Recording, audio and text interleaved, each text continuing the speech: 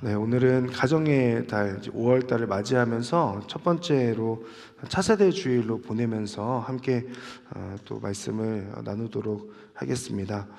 차세대 주일, 사실 이 자리에 청년들 분들도 많이 계시기 때문에 어떻게 말씀을 나눠야 할까에 대하여 많이 고민하고 또 그랬는데 오늘 주신 말씀을 함께 나누겠습니다. 어제 강보 목사님께서 그 사사기의 말씀, 오늘도 양재에서 전하셨을 텐데 말씀을 전하시면서 사사기 2장 10절에 여호와를 알지 못하는 세대에 대하여서 말씀하셨습니다. 사사기 2장 10절을 잠시 보시면 그 세대가 모두 조상 곁으로 돌아갔고 그들을 뒤이어 여호와를 모르고 여호와께서 이스라엘을 위해 행하신 일도 전혀 모르는 다른 세대가 자라났습니다 라고 그렇게 기록하고 있습니다. 그러니까 이집트에서의 탈출과 그리고 광야 생활을 지나고 그리고 가나안 땅 정복의 그 시간들을 보낸 이후에 하나님의 은혜를 깊이 경험하였던 그 세대가 이제 한 세대가 끝이 난 거죠. 그리고 성경은 그들을 향하여서 조상 곁으로 돌아갔다라고 그렇게 표현하고 있습니다. 그 다음 표현이 이렇습니다. 그들을 뒤이어 여호와를 모르고 여호와께서 이스라엘을 위해 하신 일도 전혀 모르는 다른 세대가 자라났다라는 거죠. 강부 목사님께서 말씀하시기를 다음 세대로 표현하지 않고 이 다음 세대를 다른 세대라고 표현한 데에는 어떤 의도가 있는 것으로 여겨진다라고 그렇게 말씀하셨습니다. 그러니까 아마도 하나님을 모르는 세대를 향하여서 단순히 다음 세대일 뿐만 아니라 하나님을 모르는 것에서 오는 다른 세대라는 거죠. 그래서 생각해 보았습니다. 다음 세대가 여호와를 모르는 다른 세대가 된 이유가 뭘까? 삶의 터전이 바뀌었기 때문에 광야에서 혹은 이집트에서 광야에서 시간들을 뒤로하고 가나안 땅에 들어왔기 때문에 지난날의 어려움을 잊었거나 이전처럼의 그 절박한 상황은 아니었으니 하나님을 향한 경외함이 약해졌다는 것일까? 혹은 시간이 흘렀기 때문에 자연스럽게 잊은 것일까? 이런 생각들을 해보게 됐어요. 그런데 사실 이 본문 속에 담겨있는 또 하나의 중요한 숨겨져 있는 그 메시지는 뭐냐면 다음 세대에게 신앙이 제대로 전수되지 않았다는 겁니다. 그러니까 하나님을 모르는 다른 세대가 있다라고 하는 것은 하나님을 경외하고 하나님을 만났던 또 경험하였던 그 신앙이 다음 세대에게 온전히 전해지지 않았다. 그로 인하여서 그 다음 세대는 다른 세대가 되었다라고 하는 거죠. 오랜 시대가 지나고 하나님께서 어떤 일을 하셨는지, 하나님이 어떤 분이신지, 하나님을 어떻게 경외해야 하는지에 대한 이전 세대의 분명한 신앙의 고백, 그리고 삶의 모습, 또한 철저한 신앙 교육이 있었다면 다음 세대도 하나님을 잘 믿었을 수 있었겠다라는 그런 생각도 해보게 되었습니다. 저희 아내가 저에게 자주 하는 말인데 아이를 키울 때 중요한 것이 부모의 습관이라고 하더라고요. 작은 행동 하나, 또 말 한마디가 아이들에게 다 영향을 주고 아이들은 그대로 따라한다는 거죠. 그래서 자녀는 부모의 거울이다라고 하는 그 말이 생겨난 것 같습니다. 자녀들은 부모를 바라보면서 부모의 일거수일투족을 다 지켜보고 그대로 따라하는 거죠. 여러분 유튜브에서 혹시 한 2-3살 된 것 같은 아이가 두 손을 들고 무릎 꿇고 주여 외치는 영상 보신 적 있으세요? 나중에 찾아보세요. 유튜브에 보시면 어린아이 주여 이런 영상 보시면 쇼츠로 많이 있어요. 그게 부모가 시킨다고 해서 될 건 아닌 것 같고, 적어도 제가 생각할 때는 부모님이 그렇게 기도하는 모습을 봤던 그 아이가 습관적으로 그냥 따라하게 된 것 아닐까라는 그런 생각을 해보게 되는 거죠. 수영장에 가면 어린아이들이 보통 처음에 어릴 때는 30cm 정도 되는 그 깊이에서 풀장에서 물놀이를 하잖아요. 조금 더 성장하고 이제 30cm 정도 되는 그 깊이가 시시해지기 시작하면 더 이제 깊은 곳에 가서 물놀이를 해야 되잖아요. 근데 저희 딸도 그랬는데 처음에 물놀이를 하다가 뭔가 수영하려고 더 깊은 곳으로 가게 되면 처음에 되게 두려워해요. 이렇게 물에 몸을 담그는 것 자체를 되게 무서워하더라고요. 저희 딸이 겁이 많아서 그런 걸 수도 있는데 그랬습니다. 그러면 이 아이가 물에 들어올 수 있도록 하게 하는 첫 번째 단계가 뭘까요?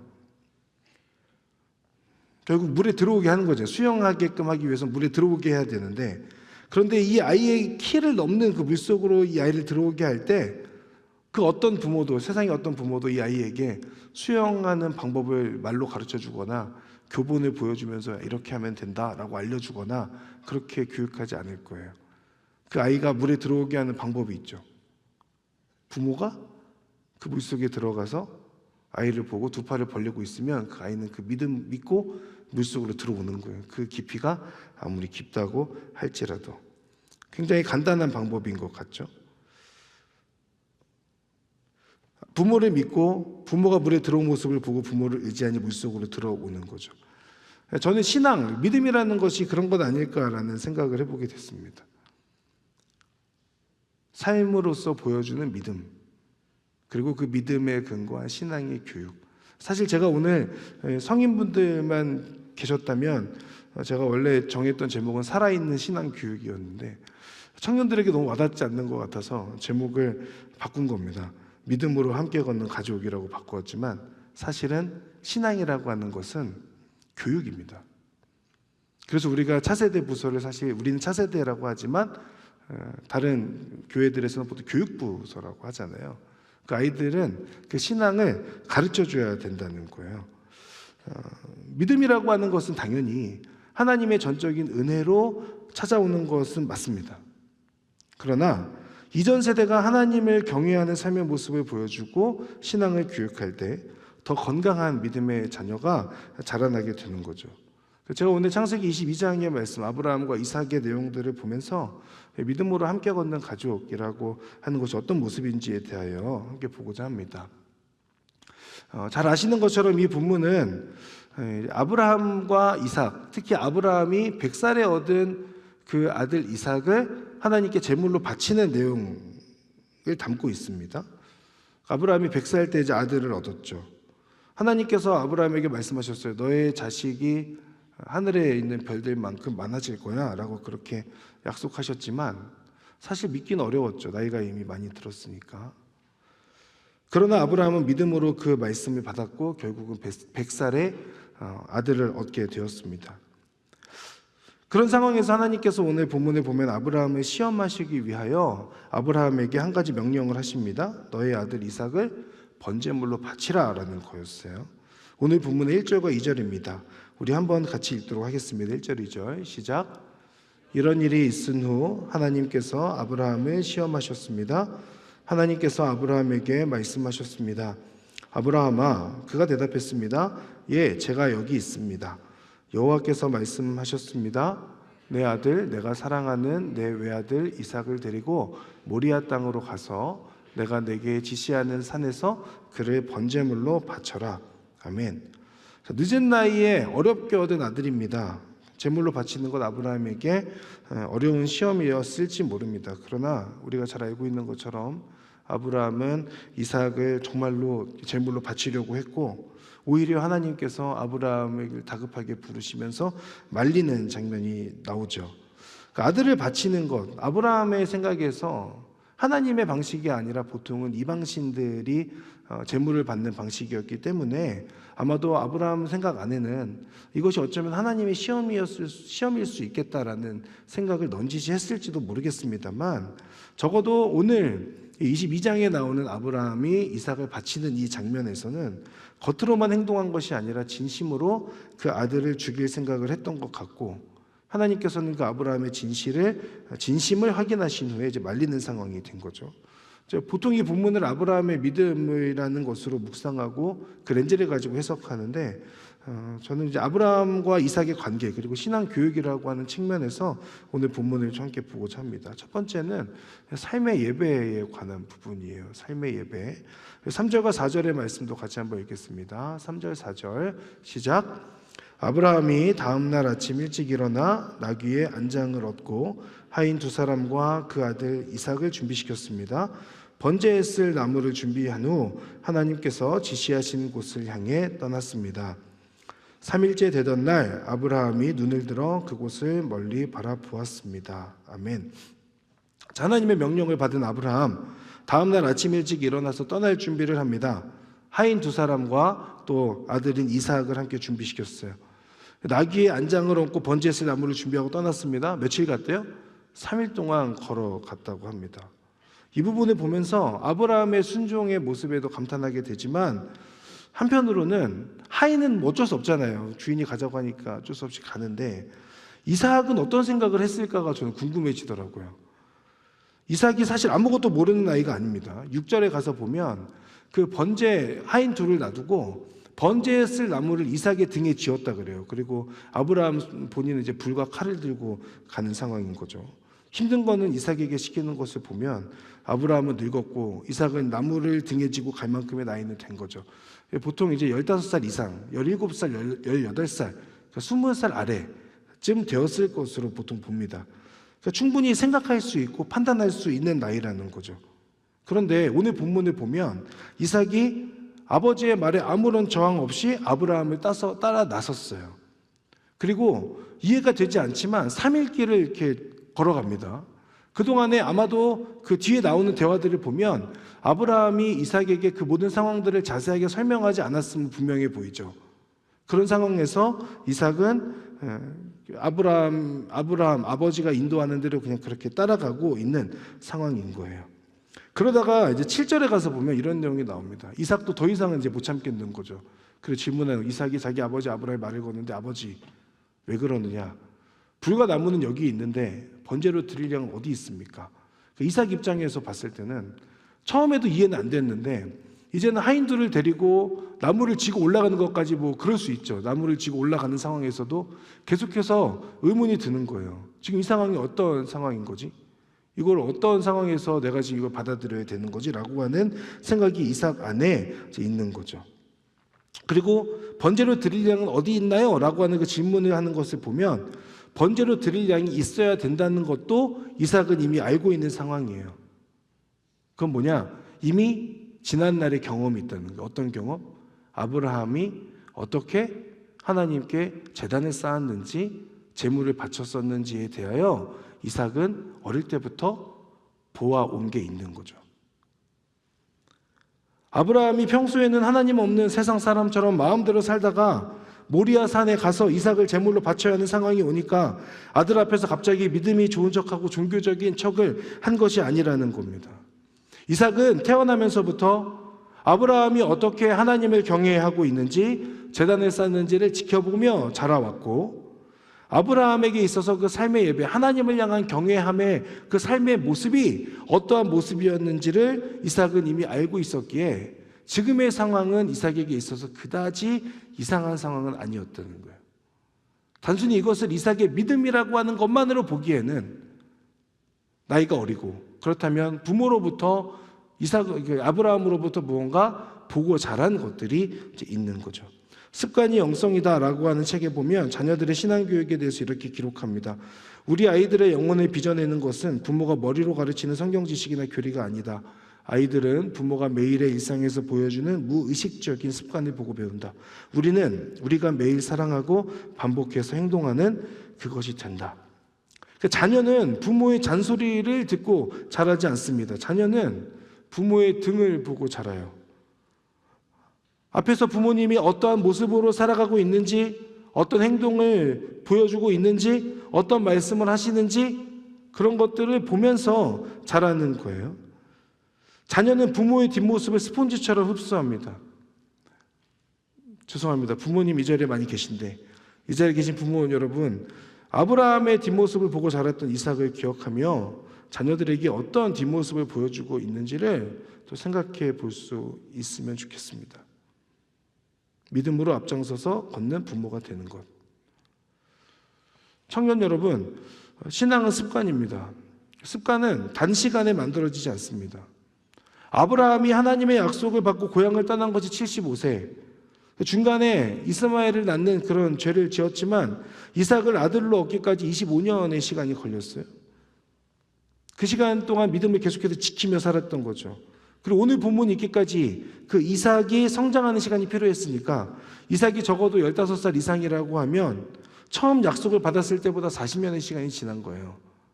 근데 그 40년의 시간 동안에 아브라함은 꾸준히 하나님을 믿고 있었고 하나님을 경외하고 있었다는 것을 알 수 있죠. 그것이 아브라함이 가지고 있는 신앙의 습관이었습니다.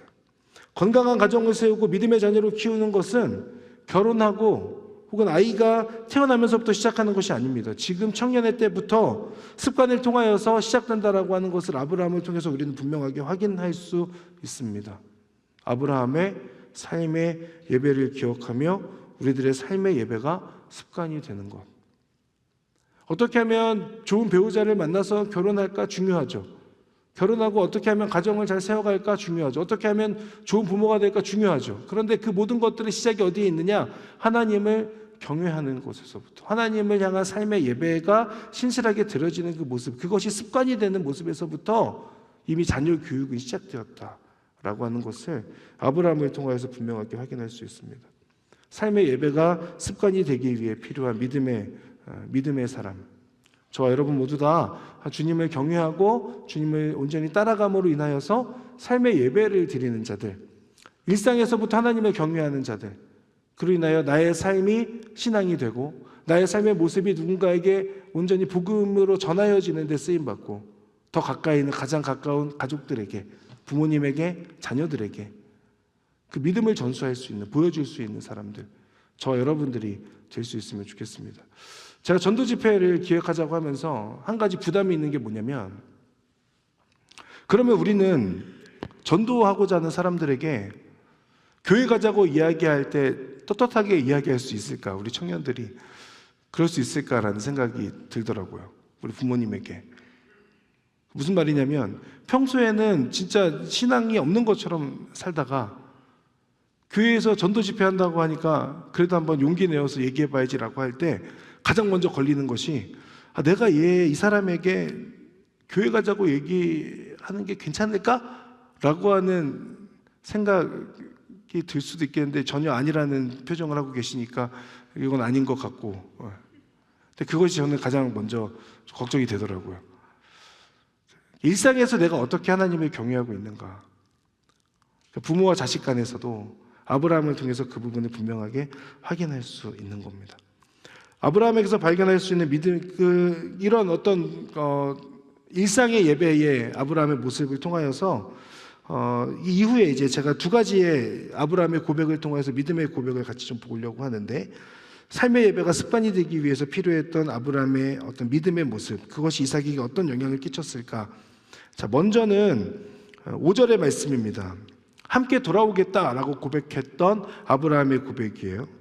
이제 모리아산 근처까지 갔고 거기에서 하인 두 사람을 놔두고 아브라함과 이삭이 모리아산 높은 곳으로도 가는 상황이죠. 근데 그때 아브라함이 했던 말이 이겁니다.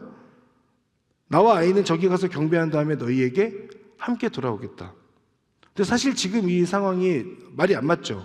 왜냐하면 이삭을 제물로 바쳐야 되는 상황이잖아요. 그러면 함께 돌아올 수가 없잖아요. 그런데 아브라함은 이미 이 상황에서 함께 돌아오겠다라고 하는 말을 하고 있는 것을 우리가 이제 보고 있는 겁니다. 아마도 아브라함은 이것이 하나님의 테스트라고 하는 것을 분명하게 알고 있는 것 같죠. 혹은 자녀의 축복을 약속하신 하나님께서 이삭을 바치도록 그냥 내버려 두시지 않을 것이다 라고 하는 분명한 믿음이 있는 것으로 보입니다. 그래서 하는 말이 경배한 다음 이삭과 함께 돌아오겠다는 거죠. 저는 이 부분을 묵상하면서 바치라고 테스트하시는 하나님이나 믿음을 가지고 그대로 순종하는 아브라함이나 두 분 다 참 대단하다라는 그런 생각을 했습니다. 그러니까 이런 아브라함의 태도는 분명한 믿음의 고백에 근거한 행동이에요. 히브리서 11장을 보면 이렇습니다. 믿음으로 아브라함은 시험을 받을 때 이삭을 바쳤습니다. 그는 약속들을 받은 사람이면서도 자기 외아들을 기꺼이 바치려 했습니다. 하나님께서 전에 말씀하시기를 내 자손이라고 불릴 사람은 이삭으로 말미암을 것이다 라고 하셨습니다. 아브라함은 하나님께서 죽은 사람도 살리실 수 있다고 생각했습니다. 그러므로 비유로 말하자면 그는 이삭을 죽은 사람들로부터 돌려받은 것입니다. 자, 무슨 말이냐면 아들을 기꺼이 바치려고 했고 하나님의 약속에 근거하여 하나님께서는 죽은 사람도 살리시는 분이다라고 아브라함은 이미 생각했다는 거예요. 이것이 아브라함이 가지고 있었던 믿음의 고백인 거죠. 이 믿음의 고백이 있었기에 아브라함이 하나님의 말씀에 순종할 수 있었던 겁니다. 그렇다고 하면 함께 돌아오겠다라고 하인들에게 말하고 있는 이 아브라함의 이 고백 안에는 하나님의 약속을 근거로 하고 있는 거예요. 하나님께서 하신 그 말씀을 기억하고 간직하고 있었던 것, 그리고 믿음으로 그 말씀을 붙드는 겁니다. 믿음의 반석 위에 고백을 얹고 순종의 행동을 했던 거죠. 그러니 아들을 바칠 만큼의 믿음의 사람이 될 수 있었습니다. 이삭은 이런 아브라함, 아버지의 믿음을 보면서 자랐어요. 그리고 함께 돌아올 것이다 라고 하는 그 아버지 아브라함의 고백을 들으며 자신이 재물이라고 하는 생각은 당연히 하지 않았겠죠.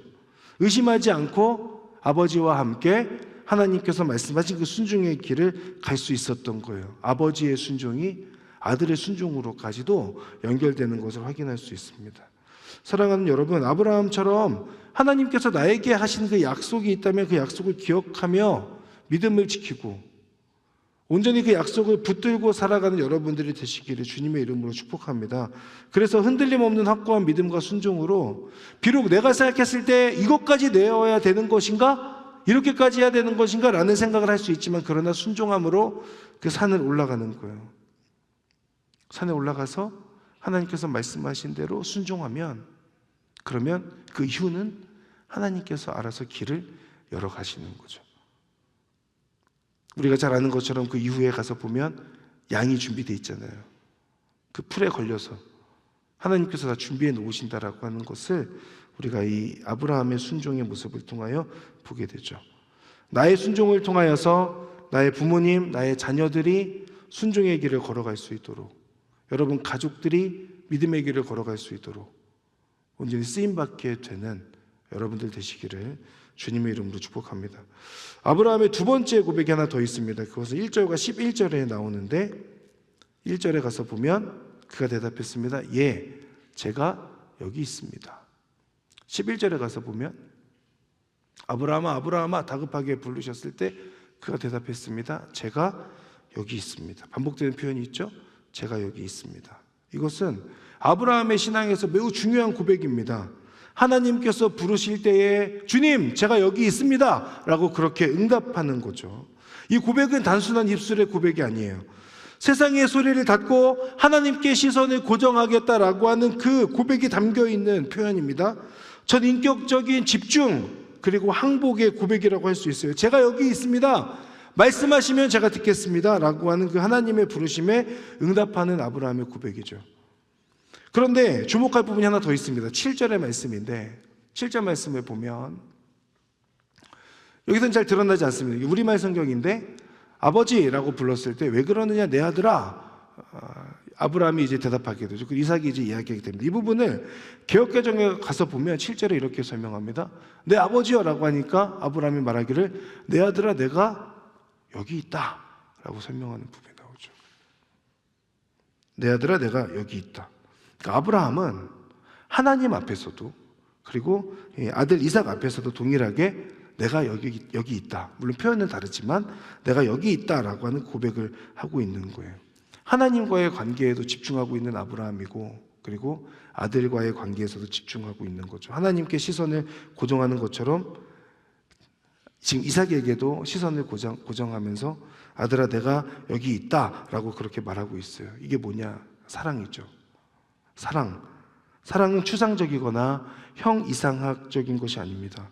하나님의 부르심을 듣고 하나님의 부르심이 있다면 하던 일을 멈추고 하나님께 시선을 고정하는 것, 그 마음을 고정하는 것이 사랑이죠. 여러분 집에서 우리가 자녀들 함께 계실 거고 부모님 함께 계시는 그 가정에 돌아가면 우리가 얼마만큼 서로에게 주목하고 서로에게 서로 어떤 그 가족 중에 누군가가 나에게 말할 때 내가 바로 내가 여기 있다라고 그렇게 말하며 지내고 있는가? 얼마만큼 우리가 눈과 눈을 마주하며 그렇게 살아가고 있는가? 가족 간의 사랑은 얼마만큼 서로 눈과 눈을 마주치고 대화하고 함께 식사를 하고 각자 바빠서 그러기 어려울 수 있지만 그런 시간들이 얼마나 우리에게 있는가가 우리 가족들과 어떻게 사랑을 나누고 있는가의 여부가 아닐까 싶습니다. 아브라함은 주님을 향하여서 주님께서 말씀하실 때 항상 제가 여기 있습니다 라고 말하는 것처럼 아들의 그 부름에도 아들아 내가 여기 있다 라고 말하는 그 사랑, 하나님을 향한 사랑이 가족을 향한 사랑으로까지 이어지게 되고 그로 인하여 함께 믿음의 길을 걸어갔다는 거예요. 그러니까 제가 말씀드리고자 하는 건 아들이 부를 때 아브라함은 언제나 아들 옆에서 늘 아들을 주목하며 아들과 함께 걸어갈 준비를 하고 있었다는 거죠. 그것이 아브라함이 이삭을 키우는 어떤 그런 신앙 교육에 있어서 굉장히 중요한 부분이 아닐까라는 생각을 해보게 됩니다. 여러분, 오늘 집에 돌아가시면 가족들의 눈을 10초 이상 이렇게 보시면서 무언의 메시지를 한 번씩 보내보시면 좋겠어요. 내가 엄마 아빠 사랑합니다 라고 하는 그 고백을 올려드려 보면 좋겠다 싶습니다. 저도 아내에게 노력해 보겠습니다. 10초 보고 어느 순간 10년 되니까 아내와의 관계가 좀 편해진 것 같아요. 가족이 됐어요. 10초 동안 바라보며 사랑한다 말하는 게 생각보다 쉽지 않겠다는 생각합니다. 찬일 형제님 아마 잘할 것 같은데 이번 주 결혼하니까. 네. 오늘 본문의 이 마지막은 이삭이 질문했던 번제로 드릴 양에 대한 이야기로 끝나요. 여호와 이레라고 하는 부분입니다. 이삭을 죽이려 했던 아브라함을 막으신 하나님께서 덤불에 순양 한 마리를 이제 준비시켜 주시죠. 이것을 하나님의 예비하심 여호와 이레, 우리가 이제 많이 얘기하는 하나님이 이렇게 예비하셨어라고 얘기하는 고백이죠. 아브라함은 믿음과 순종을 통하여 하나님의 약속이 얼마나 신실한지를 깨닫게 되고 하나님의 준비시켜 주심이 얼마나 섬세한지를 이 모리아산에서 경험하게 됩니다. 당연히 이삭도 동일한 경험을 하게 되죠. 그런데 이 과정에서 한 가지 주목할 부분이 더 있습니다. 6절과 8절의 말씀을 보면 둘이 함께 걸어갔다. 또 8절에 가서 보면 하나님께서 친히 준비하실 것이다. 두 사람은 함께 계속 길을 갔습니다 라고 하는 거죠. 아브라함과 이삭이 함께 걸어갔다. 그러니까 여호와 이레라고 하는 이 고백은 그저 하나님께서 모든 것을 준비해 주셨어 라고 하는 고백만으로만 딱 끝내기에는 단순하지 않습니다. 여기 안에는 아브라함의 삶의 예배에서부터 오는 그 순종의 모습, 그리고 아브라함의 모습을 보면서 동일하게 이삭도 순종하게 되었던 그 연합의 결과였던 거죠. 저는 생각해 봤어요. 아브라함이 100살, 이삭이 한 17, 18 뭐 이쯤. 누가 힘이 더 세요? 아브라함도 110 몇 세죠? 누가 더 힘이 셀까요? 당연히 이삭이 더 힘이 세겠죠. 아브라함이 모리아산에서 하인 둘을 놓고 그 나무를 이삭의 등에 딱 지우게 되었을 때 이삭이 아빠 지금 뭐 하는 거예요? 재물도 없는데 어딜 자꾸 가자는 거예요? 저는 안 갈래요 라고 그렇게 얘기했다면 아브라함이 억지로 끌고 갈 수 있었을까요? 이삭을? 저는 아니었을 거라고 봅니다. 가는 길이 엄청 험난했을 거예요. 자식 이기는 부모 없으니까. 그러나 이삭은 아브라함이 하나님을 얼마나 경외하는지 어떻게 섬기는지를 이미 봤어요. 그러니 다 이해는 되지 않는데 그 나무를 등에 지고 산에 오르면서 아브라함을 따라갈 수 있었던 거죠. 둘이 함께 길을 갔다라고 하는 것. 사랑하는 여러분, 아브라함과 같이 우리가 꼭 기억했으면 하는 것은 우리 안에 삶의 예배가 필요하다는 거예요. 자녀들에게, 가족들에게 어떻게 선한 영향력을 끼치는 믿음의 사람이 될 것인가. 말로 신앙을 가르치는 게 아닙니다. 제가 이제 결혼한 지 얼마 안 된 이제 자녀가 있고 자란 그 한 부부랑 교제하다가 어떻게 아이를 그 믿음 안에서 좋은 그리스도인으로 키울 수 있을까요? 라고 질문하시더라고요. 저도 잘 못하니까 전 자격은 없지만 적어도 제가 아는 한 부모님이 먼저 탄탄한 신앙인의 모습으로 서는 것이 중요합니다 라는 말을 했죠. 제가 그렇게 하고 있기 때문에 한 말이 아니라 이것이 성경적 진리이기 때문에 저는 그렇게 말했습니다. 부모님이 어떻게 신앙생활 하는지를 보며 자녀들도 배우는 거죠. 그렇기 때문에 부모가 된다는 것은, 그리고 또 그리스도인 부모라는 것은 사실은 큰 부담이기도 합니다.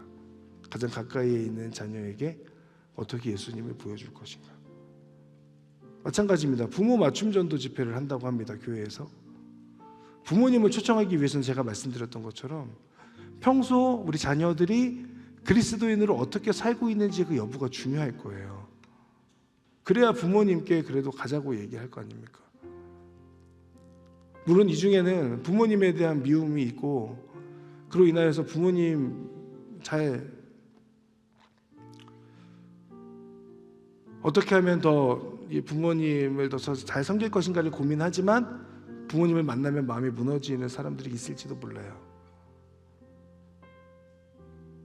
하지만 그분들 믿음을 가져야 되는 분들이고 신앙이 있다면 그 신앙을 가진 분들은 더 삶의 예배로 하나님께 온전히 올려드릴 수 있어야 되는 분들이잖아요. 그러니 기도하는 것을 끝까지 포기하지 않고 부모님을 위하여서 기도하고 또 자녀들을 위해서 기도하고 그로 인하여서 하나님께 더욱더 함께 걸어가는 그런 믿음의 가족이 되는 것, 그것이 우리 안에 필요하다 싶습니다.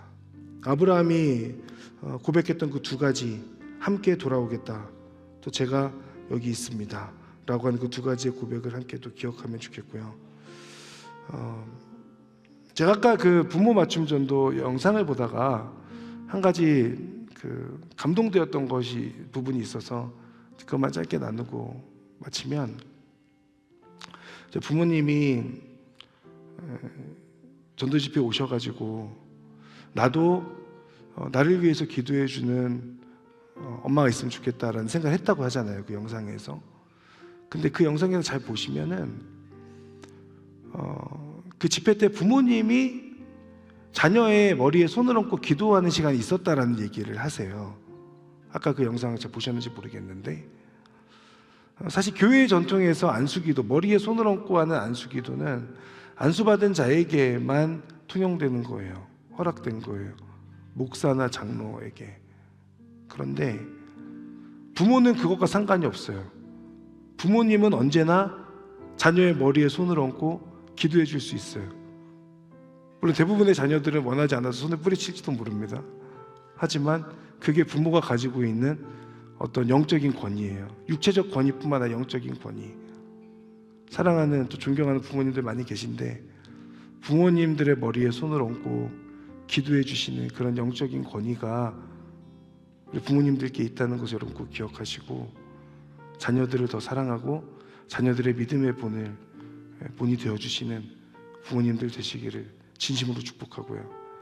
자녀들도 부모님을 위해서 기도하기를 포기하지 않고 끝까지 우리 부모님을 위하여서 기도하고 또 사랑하고 또 존경하고 또 낮아져서 섬길 수 있는 우리 모든 자녀들 되면 좋겠다 싶습니다.